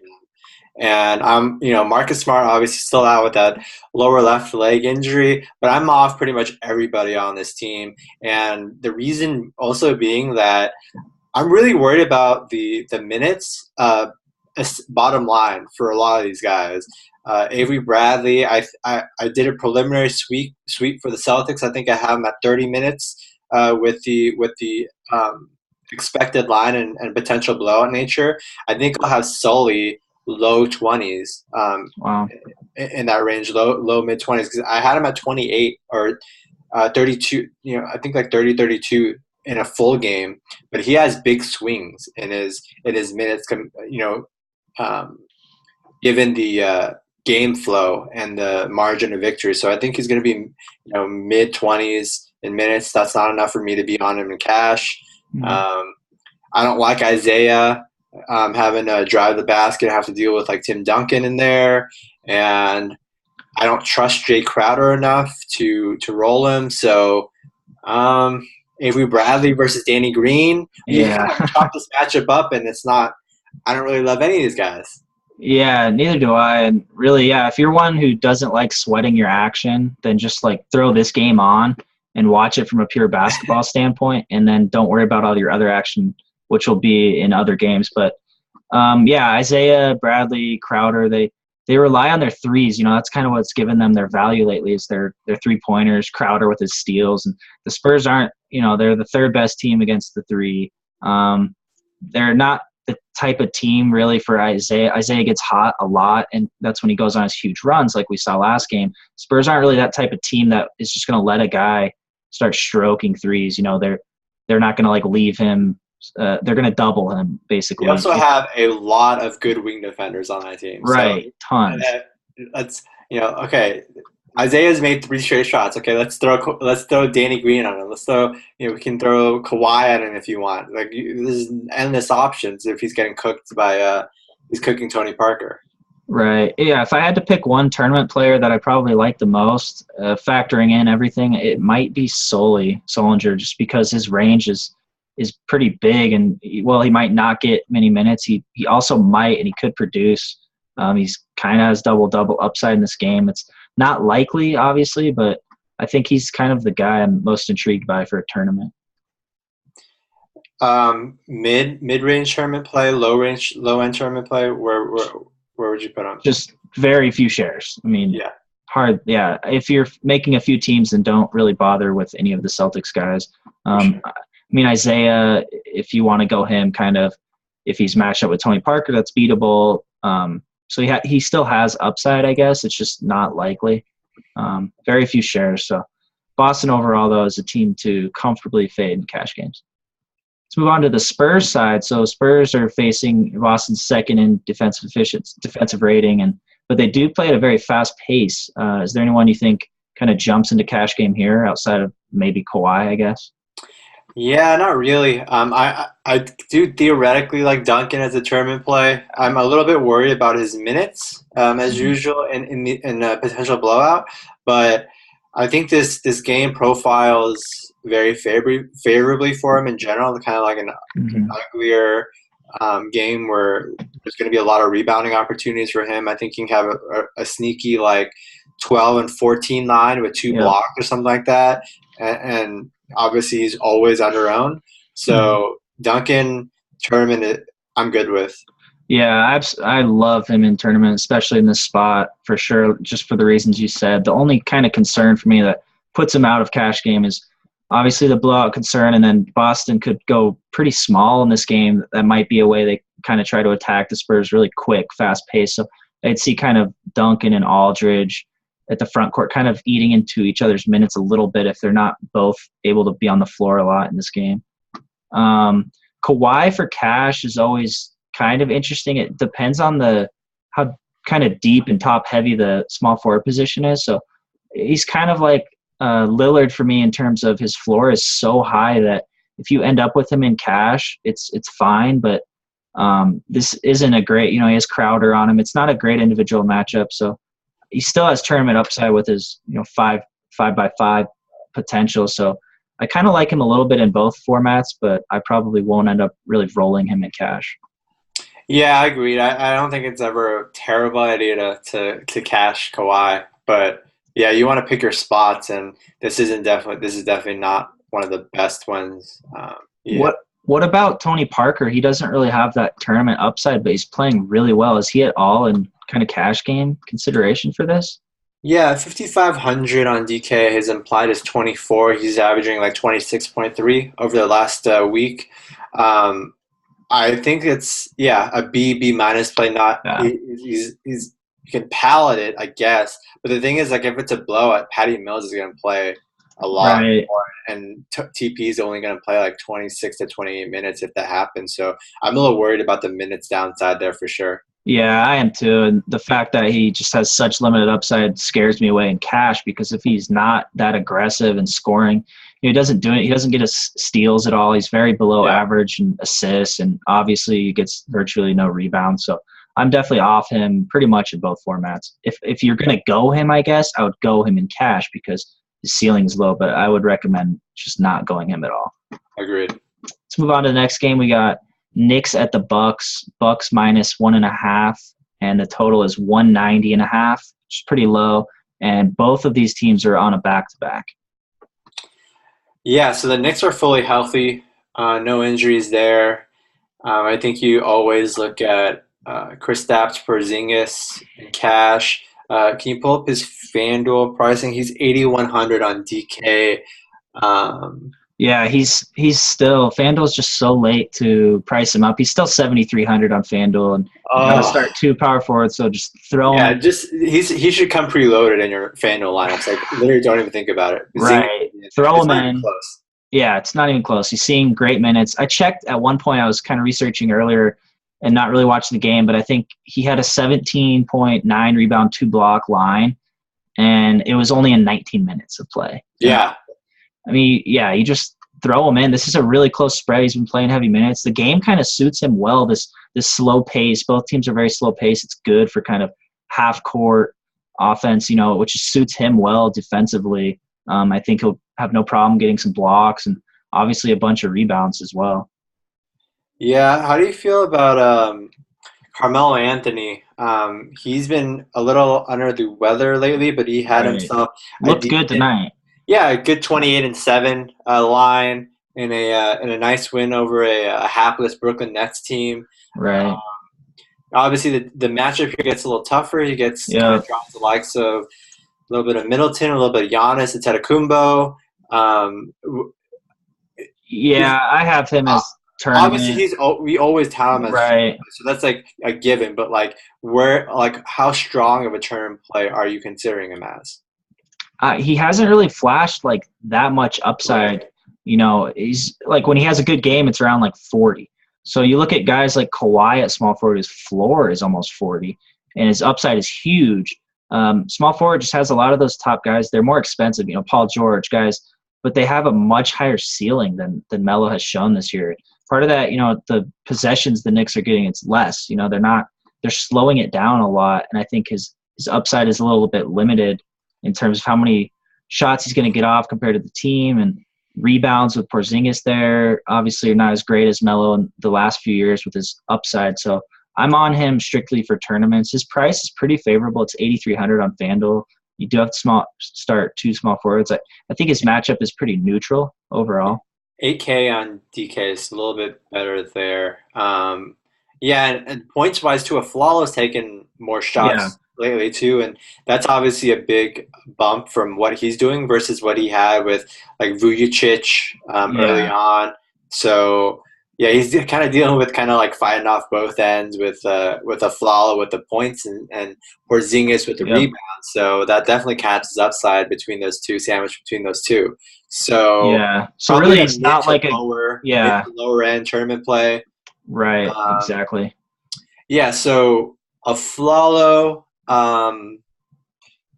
Let's see. I think his upside is just somewhat limited, really, with Melo back. Obviously, he went off the game Melo was out, and he is playing really well. Now, I think he was very underrated return for the Knicks. Guys kind of overlooked. He's been a great player for them. So I think he's huge for the Knicks. I wouldn't really have much exposure. His price point isn't really bad, so I think you can get away with a few shares of Aflalo in tournaments, but he's pretty dependent on his scoring too. Yeah, so looking at his lines, shot 13 for 19 3 games ago. That's 68% from the field. That was when Shot, Melo was out, I'm pretty sure. yeah, that was. Yeah. And then he shot 6 for 10 the next game against Philly. That's 60% from the field. Shot 7 for 11 on Friday. I'm not a math expert. I think that's obviously like around 60% or right above that. Well above, because 5.5 would be 50%. And so he's just shooting like way out of his means right now. He's shooting about Right. 5% from the field or so over the last 3 games. So you don't want to be kind of chasing those the hot shooting too much, because you get the regression coming. This is not Houston or Philly. Really, this is a Right. tougher. I would say a tougher matchup than both those. And you kind of look at the games he had before the last 3, where he scored 47 and then 25 DK points. He put up 11, 13, 19. So I think that's more realistically in the range where you would expect him to be at. And yeah, you're profiting a little bit at his price tag, but he's not a strong cash game play by any means. Yeah, I agree. And shooting guard, you kind of oftentimes in tournaments when you make a few teams, you're looking at a value guy for that shooting guard slot, your second shooting guard maybe. So I don't think he's bad there if you kind of want to spend a lot of other positions in a lot of your teams. I don't think Aflalo is really too bad of kind of a punt play at that shooting guard position. Yeah, if you're trying to go like Harden and Boogie, Yeah, for example. right. Yeah, Aflalo's not horrible for tournaments if you're kind of going that route. I just wouldn't kind of count on him to get you the points you might need to take down a tourney. Kevin Seraphin, some people might ask him. He's been playing more off the bench. It's just not consistent enough, and I don't really like his upside anyways either. Yeah, I don't. I mean, it's kind of up and down a little bit with that Knicks front court. I don't trust it too much. Maybe you'll see some O'Quinn. Maybe see Lua Munson. I Mm-hmm. don't know. I don't want to hang my hat on any of these Knicks front court guys. Having done the minutes every day, it's just so up and down where it's hard for me to even kind of get in the ballpark of what I think they're gonna get on a particular day. Yeah, I agree. Let's go on to the Bucks. They got a few injuries. You want to fill us in? Yeah, they're going to be kind of decimated at the point. Grievous Vasquez, sore right ankle, already out.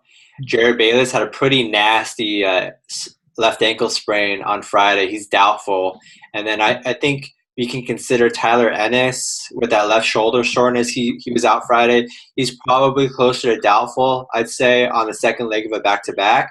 So we're going to have Michael Carter-Williams and OJ Mayo OJ, yeah. running the point on Saturday, which will be all sorts of fun and really bad for the Bucks offense in general. Mm-hmm. Just having those guys, I actually kind of like, for the other guys, I kind of prefer having Tyler Ennis in there just because a lower usage guy looking to pass a little bit more. Mm-hmm. Having MCW and OJ Mayo at the point just kind of it's a wrench. Yeah, it's pretty scary. Although tournament-wise, I think MCW, if there's any game, it's gonna flash that upside that he once had, like his NBA debut, for example, which he'll probably never go back to ever again. But this is kind of that time where you're looking at a guy who's been dreadful this whole season, still gonna have low ownership. They're playing the Knicks, really slow pace, pretty solid defensive team. But they just don't have the depth. So you look at their position players that can even play point. I mean, Mayo is not great handling the ball anyways. So I think MC Dub is looking at a possibility of pretty solid minutes. And in this game, I think he'll kind of have to do a lot. He could produce, obviously not cash, but I think I will probably be heavier on the field in tournaments with him. Yeah, I think the biggest concern. So This I don't know, man. Like, so this spread is a 1.5, but like, given the experience with the Bucks, it could be a blowout. Yeah. I kind of Yeah. expect it. Like going in, like I'm gonna do the minutes tonight for the Bucks. I don't think I'm gonna be like way aggressive with any of these guys. Like projecting them like mid to high 30s in minutes, because I just know that something is gonna like happen. Yeah, they're always in a blowout, so it's kind of tough with that. But the spread is close, and I mean that's kind of what you just have to look at. Just Uh, hope, just hope. yeah, I mean But you gotta. like even in like a blowout type situation, MTW is still going to see a good chunk of minutes just because they Yeah, have lack of options there in general. Plus, I think Kid's been playing him quite a bit off the bench, yeah, 30 minutes or so the last couple of games. So I think he has a good floor of like 30 minutes in this one. Um, you know, yeah. no matter how this margin ends up being, and the potential upside for maybe like 36 to 37 if things go really well. Right. And if he does play that much, it's likely that he's kind of having a big game. So I like him a lot in tournaments. I think he's a great tournament option given the field and his situation. Everybody else on this team is tournament for me and not really too many shares. The Knicks are really good against centers, second best team in the league defending the post, and that's kind of Monroe's bread and butter, the post up. So I don't really look for him having a great game here either. And Middleton and Mayo, kind of 3-point shooters a little bit, and Knicks are the best team in the league against three, so they're not in a great spot either. I think small shares. Mayo, I guess, has more upside because he'll be handling the ball a little bit more than usual. But Middleton and then Giannis minutes have been kind of sporadic too, even in their closer games. So he's a tournament player as well, just because I know he has the skills for that to possess a solid line. But none of these guys I'm really looking at too heavily.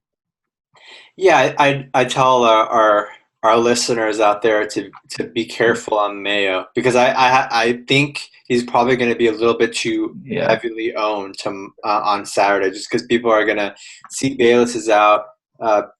He probably out, but when he's declared out, and then knowing Vasquez is out, maybe Tyler Ennis is already out, then the reports are going to come out. And we'll put up a lineup note saying Michael Carter Williams and OJ Mayo will play point guard yeah, on Saturday, and people are just going to be like all over OJ Mayo. I right. would. I mean, he's not a cash game play for me, so I would like pump the brakes there. Yeah, I completely agree with that. And yeah, the other guys aren't in great spots, so a few tourney shares I think is fine. Let's move on to the next game. We got two more left. Pacers at Jazz. Pacers are -1.5, and the total is 195.5 for a game being at Utah. Pretty high. I think they're kind of reeling the loss of Gobert. Will hit them a little hard. What's any injuries on Pacers side? Yeah, Monte Ellis is questionable after taking a knee to the back. We'll continue to update his status, but I think if he's out, then two guys I'm looking at here are Rodney Stuckey and CJ Miles. I think those guys can definitely step in, and we'll see expanded minutes on the wing if Monte has to miss, especially Stuckey. PG at 9,800 on DK. What you have a FanDuel price for him? Yeah, he's 9,700 on FanDuel. Against Gordon Hayward. Right. Yeah. Yeah. So what do you think the Pacers are going to do with their lineup here if Yeah, I think the Jazz go with like Booker? right. I was going to bring that up on the Jazz side. I don't know if Booker will draw the start for two reasons. After his last horrible game, he barely played. Yeah. And then, just kind of matchup wise, it depends. I could see something like both coaches' preliminary lineups and then Vogel switching it again like he's done in the past, kind of with, putting Paul George at the 3 or at the 4.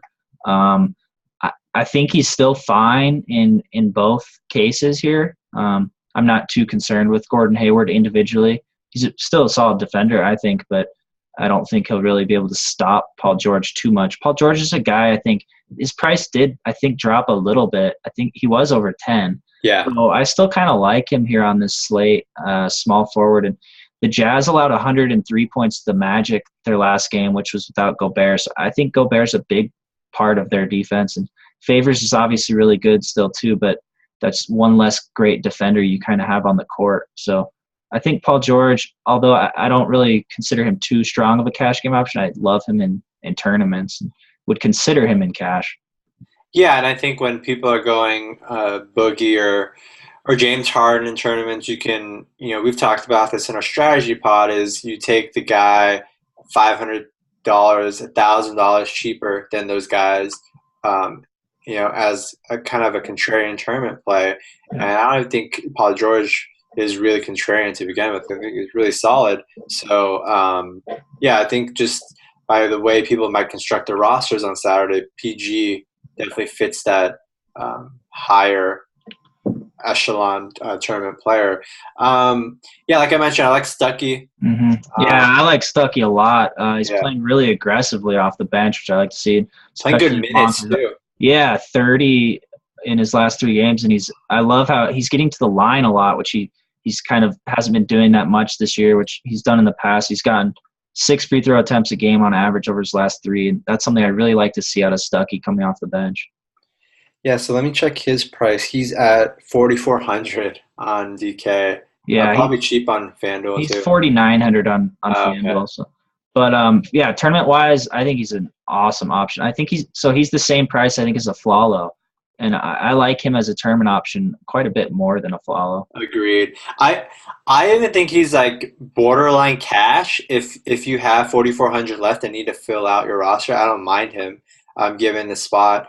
And given that he's been playing so many minutes and playing so well, and maybe Monte's even a little bit limited with that injury, so he's not a strong cash game play, but I wouldn't mind him if you find yourself having to roster him as a cheaper option on DK. Right, and then Jan Mahimi is a tournament play matchup with Favors down low, so not great, but Mahimi's been so consistent as of late, incredibly consistent, even in that 26 to 28 minute range every night. He's still got double potential in this matchup. So I think he's very nice in tournaments. I think 5,300 on FanDuel and I think 5,100 on DraftKings. So he's kind of at that price point that I think a lot of guys won't really look at for center. So I kind of like those situations because it'll give you a more unique lineup going someone like that, because your other options will be all different than most people. If there's like a really popular play at center and you kind of go a guy in the middle, it opens up some different lineups, unique lineups that you kind of need to take down a tournament. CJ Miles, tournament option as well. Jordan Hill, I would consider a little bit just because his kind of points per minute production, just on the case that he receives more minutes. I worry about the spot though, if they're going smaller and doesn't play as much. Him and Lavoy Allen kind of suffer. Right. And then if Monte's out? Does that bump George Hill up a little bit in terms of handling the ball even more? Yeah, he's gonna get a bump in usage for sure, right? Because that usage has to go somewhere. George Hill hasn't particularly played well lately. Right. His upside's been so limited with just low usage with these other guys, Paul George and Stuckey too. Miles. Right. So I'm pretty off George Hill. Even with that little bump of usage, I just think his upside's not really there to get what you need in a tournament. Agreed. On the Jazz side, so we're obviously still without Rudy Gobert. You still pretty high on Favors in this matchup? Yeah, I think this is a good spot for him.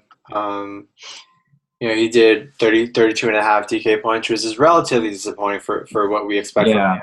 I think he'll do better in this spot for sure. Gordon Hayward's still a guy that I like quite a bit, even against potentially PG. Mm-hmm. A little bit of CJ Miles. I still think he's going to see so much of the usage and be so involved, and he has definitely had that all around versatility that gives you supporting stats in addition to the scoring too. That you feel comfortable rostering him in cash. I'm fine with Gordon Hayward in cash personally. Yeah, I am too. I like him and Favors kind of both in cash. Indy's not a good rebounding team, so I like Favors in this spot. And Hayward, I said early on in the pod, one of them, that he's just been shooting so poor at the beginning, and now he's finally knocking down his shots. So yeah, his secondary stats are always there, and he logs huge minutes. So I think he's in a great spot. And I think he's very affordable at the small forward position on both sides too. So I like him. I expect him to be decently owned even in cash games. Indy is strong defensively overall. It's kind of the only concern, I guess, for Hayward. And then what do we do with Booker after that last dud if he draws another start here? I'd be surprised if he started, honestly, because the thing was, like, even before last game, Quinn Snyder had a quote where he was actually really thinking about going small and not playing either Booker or even Trey Lyles. I think he was probably – so that means he was probably considering starting Hayward at the 4? Would that be what he would do? Because he does that anyway, like for stretches of games, right? Yeah. I'm not sure if they started Hayward at the 4. I mean, that leaves him pretty small in the backcourt, and the wing. So I don't know if they would do that, but I mean, they do have some bodies, though. like Inglis and Chris Johnson. Yeah. They have guys that have played, and like they have guys who can play more. Like Neto barely plays at point guard. He plays like 15 right. I think they'll leave Burks and Burke off the bench though, regardless. Just right. Kind of second unit spark and scoring, which they've been doing pretty well lately. So I think they can start Joe Inglis. He plays. He's the guy. I like him. Yeah, he played well last year. Yeah, so he's like the perfect guy who can spot up on the perimeter, then also pass. He can pass too, which is important. Right. He's huge for spacing. Right. Yeah. So I guess Burks has been playing really well off the bench. He's kind of a tournament play for me. He's knocking down his threes. Yeah. Tougher defense, obviously, than he's been doing, but he's really scoring dependent too. So I don't really love him or anything, and wouldn't really go him in cash, kind of off the bench, depending on scoring. But tournament-wise, I think he's an option. Rodney Hood's been playing really, really poor lately and kind of getting bumped down in minutes. So I don't know if they're really considering switching those two. I think Burks is pretty solid off the bench. Agreed. I think he's probably my favorite tournament play on this team for sure. Because Hayward and Favor is going to be obviously people are going to be on them. Right, and I like both of them for cash game plays. Agreed. Let's go on to the last game of the slate. We got Magic at the Clippers. Clips are favored by 2.5 with a total of 198. Magic have won 5 in a row with this new lineup. Are you sold on it? It's opening up things really well. Depot's having a huge effect on their offense off the bench. Separating with Peyton. Peyton's playing really well now. I was breaking this down and kind of thinking who would I go in cash, and I came up with four guys I liked in cash, factoring in the game and price. So I think there's a lot of value on this team right now. There isn't a single guy on Orlando priced above 7K. Right. Like it's pretty awesome. And they all have been averaging like 30s in DK points too. Definitely. So I like them all. I highly recommend not using a lot of them, just because this is a pretty big slate enough where you can't really risk maybe a blowout factor, anything of those lines putting two. I know someone asked me the other day, they had 4 guys on one team in a cash game lineup, and the only way I'd really ever do that is if the matchup is so nice and the team has like 7 healthy bodies, 8 bodies where they're going to go and they're priced appropriately. So here you look at the 4 guys I kind of have ahead. I think Fournier is kind of the guy that is a little more turny, but I got Peyton, Oladipo, Tobias, and Vucevic all kind of in that cash game range. Yeah, and I agree. I think Alfred Payton is pretty attractive. Yeah, going against Austin Rivers. With Chris Paul out. Although Rivers is their best defender, don't forget that. Oh God, That's that's a whole different conversation. Yeah, Right. you mentioned I really like the idea of breaking up Payton and Depot. It just really maximizes like Yeah, both of what they can do. They're like cannibalizing each other in terms of like ball handling and be able to take shots and exactly. and Ball handling, the run the main show thing. And Depot has a high usage rate off the bench. It was really really high. initially I thought like, why would you put this great defender on the bench? But Orlando is really good. Skiles in general has always had really good defensive schemes. So Yeah. I don't think really having an individual defender off the court is really going to hurt them. They're a really sound defensive team, pretty strong, as Skiles coach teams usually are. So, but offensively, they're clicking, and these guys are all producing. They're all consistent lately. So I think grabbing one or two of them is certainly in play for cash. So let's rank them. Peyton's only 6,100 on DraftKings. Yeah. And at point guard, I really like that. His minutes have been solid. Is CJ Watson still out? I didn't really. So yeah, He didn't play last game. I haven't listed as doubtful because he Okay. hasn't been in the picture. Play. I don't think either way that Yeah. he's just gonna like walk into Shabazz Napier's 11.9 or whatever minutes that he's been playing. Right. He's Right. gonna play a lot of minutes even if he does come back. Payne should still get like 33 to Right. 35 ish. So that's pretty hard to beat at 6,100 with Chris Paul out. So I might rank him kind of at the top, honestly. And Depot at a somewhat weak shooting guard position, just kind of in that mid-tier range. He's 6,500, so that's not a bad price. I'd rank him below probably Peyton and even Vucevic too, probably. But he's still fine. He has a really high use rate. He's been rebounding really well lately. Mm-hmm. It's a good spot for him. I mean, the thing I like the most is that he's going against the Clippers' awful second unit, which is all right. Rivers and that backcourt, he should have no problem with anyone really off the bench for the Clippers. I'd rank them for this matchup. I'd rank them Peyton, Oladipo, Harris, Vucevic. Yeah, because Vooch is going against a DJ. So I think DJ's overrated defensively. I actually kind of like Vooch here. I like him too. I'm just saying relatively, right? Right. I like them all. Vooch is a guy that people ask me on Twitter like, should I play this guy or this guy? I like lean Vooch a lot because when I know he's going to get minutes, he's super productive on a permanent basis. Right, double. I mean, right. Yeah, he's very productive, and I think he'll have to get minutes in this matchup. Agreed. So maybe you can throw Vooch number 3. I don't feel strongly about. I mean, you can make a case for all these guys, right? Yeah, strong cases. Yeah. Alfred really probably number 1 for me just because he's the cheapest, and he's going against Austin Rivers. So I think that's kind of prime, right?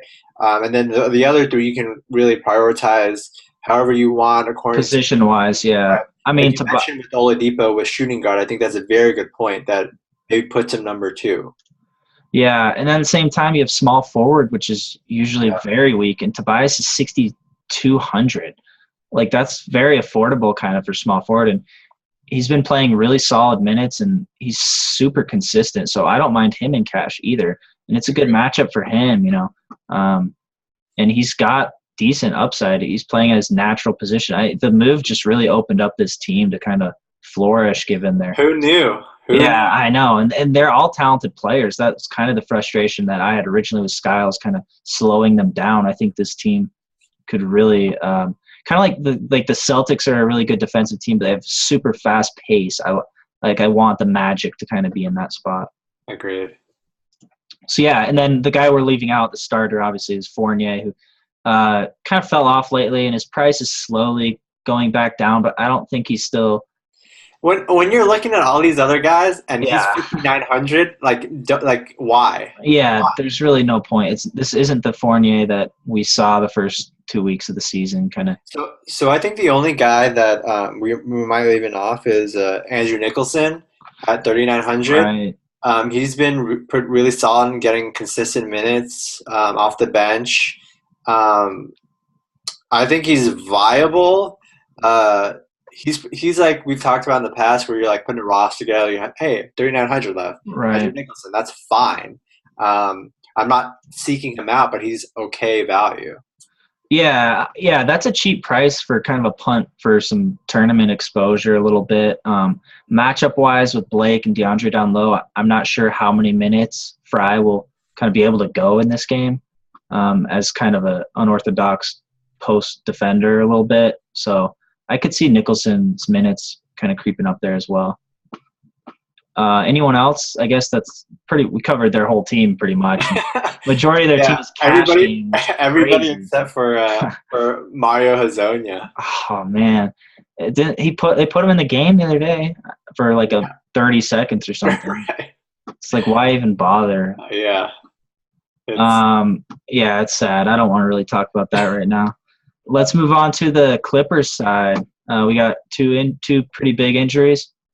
Yeah, Chris Paul already ruled out with that inflamed rib cartilage, and JJ Redick sprained right ankle. By the way, inflamed rib cartilage does not sound fun. That sounds awful. Yeah, I just think of your ribs. Like, I actually, honestly, when I first saw it, it made me think of this barbecue joint out here, just ribs over an open fire, smoking, flames everywhere, and I just got like really hungry. Just a half rack of inflamed rib No, cartilage. full rack, yeah, Full- full rack of inflamed ribs. Like, you can't go wrong. some cornbread and some slaw on the side. Right, some baked beans, the whole There the you whole go. thing. Yeah. Hold on, yeah. JJ Redick sprained his ankle last game, didn't start the second half. Jamal Crawford did. He's doubtful with that ankle injury. Yeah. So this opens up some things in this backcourt. I think I looked at the last couple games that CP3 has missed, and Jamal Crawford has averaged about 33 DK points. Wow. 84. So 84 plus. Are those all without Redick too? Those are what I was looking at, as the ones without Redick. So that was November 12th and November 13th. Yeah, I think both Chris Paul and Redick were out. Okay, so that replicates what we're looking at. Right. So Crawford Cash, I think kind of. So I actually included last game where Redick was out for half the game. So if you don't want to include that game, you just want to include the November 12th and November 13th games. Crawford's averaging 42.4 DK points. Yeah, and they need him usage-wise, shot-wise. I mean, he's huge. Blake can't do it all on his own. Easy, like Cash. Yeah, and so that kind of brings in the fact with the Harden Boogie debate. You look at a guy like Crawford at 4,900 on DK. You kind of have to go that at shooting guard. So that opens up your possibility to spend up on Boogie or other expensive guys. And there are quite a few guys really on this slate that you can save at. Caspi too, if he plays, obviously. And we have a really good slate with studs, high price studs that are in good matchups, and then low price guys that are going to have high usage and high minutes. So I think this slate will kind of be one of the easier to put together a solid team overall. Yeah, you put Harden and Boogie. You have, like you said, Crawford and who did you say Caspi.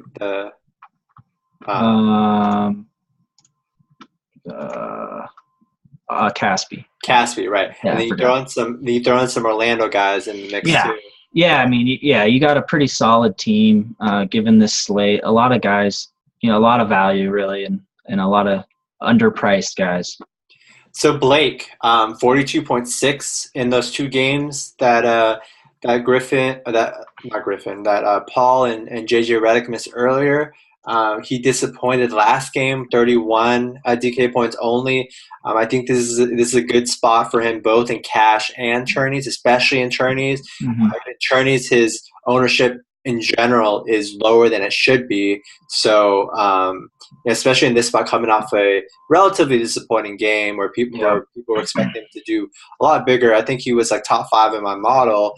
We really liked him in that spot, and he let us down. So prime tournament play for sure. Yeah, and I like him a good amount in cash. It'll just kind of depend on what your power forward situation is looking like. On FanDuel, obviously, you're going to have Porzingis in there. Yeah. So if you're going to spend both Porzingis 7,300, Blake, I think 90. What is he on FanDuel? He's Yeah, 9,100. So I mean that's kind of It's a pretty lot of cheap money. for Blake though. Like Yeah, it is. It is, but the, that's 16K, like 16K, yeah, small. Yeah, 17K at one right. position. So yeah, then you're looking at guys like Crawford and Caspi for sure, kind of going Right. keeper at point guard as well. So yeah, it depends, but he's still a great cash game. I love this matchup for him. Really, individually, this matchup I think for Blake he should have no problems with, even though Orlando's pretty solid defensively all around. His usage rate just goes up so much with Chris Paul out that I think his floor should be. We saw his kind of floor last game. He definitely disappointed, but I expect a pretty big bounce back game from Blake. Agreed. So the new starting point guard, Ost. I can't even get it out I without. just don't. People know who we're talking about now. Let's stop. Just stop, please. I should cut the video off, and we'll be like, sorry, we just couldn't get Please to that last player. consider who you're rostering here, and just please, for the love of God, do not play Austin Rivers and Cash. Yeah, For the love of God. He played 35 minutes last game and got 10 points on FanDuel, 10.9. You're just paying for. It's just a waste of money. I don't care that he's minimum price. In the 2 games before, the 12th and 13th, where Redick and CP3 were out, he averaged 17.6 DK points in those 2 games. Like, what are you paying for? Like, you're paying for him to just you're basically like hoping that he has one of like a really good 2-minute stretch where he happens upon to steal and then hits a 3. Happens upon a wide open 3 that rattles in. Yeah, luckily goes in. Yeah, and hopefully isn't open for a transition opportunity and doesn't dribble the ball out of bounds and falls on his face. That's what you're hoping. Right, for. and the chances of that are slim. So yeah, I mean, you know where we're at. Where we're at is that I would much rather you play Lance Stevenson than. I was gonna say I don't mind Lance as I don't mind him at all. He's been playing very well. Yeah, he shot 8 for 11 last game. That's Pacers style throwback. We haven't seen that in a while. 3 for 4 from 3. Really cheap price too. I'd much rather go him than Rivers as a tourney consideration as a punt play, kind of safe for other guys. Punting small forward is not that bad of a play. He's small forward on DraftKings, right? Let me see. He's small. Yeah. Okay, and then he's shooting guard on FanDuel. So, yeah, he's not a terrible punt play. Yeah. If you Rivers is though. Yeah. If you ask me an Austin Rivers question on the Fantasy Labs NBA Twitter account, I legitimately might block you. Now you know they're gonna come. We're gonna get them all day. Well, then you won't get our news updates then. Yeah, so they're pretty valuable. Yeah, be careful what you ask for. Yeah, Rivers, the only times he's ever really looked good. I mean, he has had flashes of you're like, oh my God, what is he doing? It's like, and then you look at the defense or something. He's playing against the third unit or guys. Yeah. So it's like there's just nothing to go for there. Just don't do it. Like it does. We've seen it too many times with Crawford and Chris Paul out that you just don't need to go Austin Rivers. You do need to go Crawford though, as the numbers prove. Absolutely. And DeAndre, I think is more of kind of a tournament play. Yeah. I'm not really looking for him in cash. I do kind of like that upside of I wouldn't put it past Skiles to employ the hack of DeAndre strategy in this game. So I think he has kind of sneaky double upside here. Yeah, and I think I would like him a lot more if Blake was more heavily owned because I would love DeAndre as a tournament option because if Blake was like the chalk, I could be contrarian and go DeAndre, but both of them are like under owned generally. Yeah, I agree. Nobody else really for the clips that I'm on. No, just don't play Austin Rivers. Right, that's our last words basically of this entire podcast. All right, well, yeah, we wrapped up the slate for you guys. Nice 10-game slate. Just make sure you kind of know when those first 2 games are starting for that early only slate, the all-day slate. And the late slate has the 8 games. So if you're just playing the main slate, then you can fast forward through those 2 games. And good luck on this slate. It's a pretty fun Saturday slate. And Justin will be back Sunday, I believe, right, with Brian for a pod? Yeah, I'll be back on Sunday. Cool. Well, we'll have a pod for you guys Sunday night, break it down the Monday slate. Good luck, everyone. Good luck, guys. Don't play Austin Rivers. Exactly.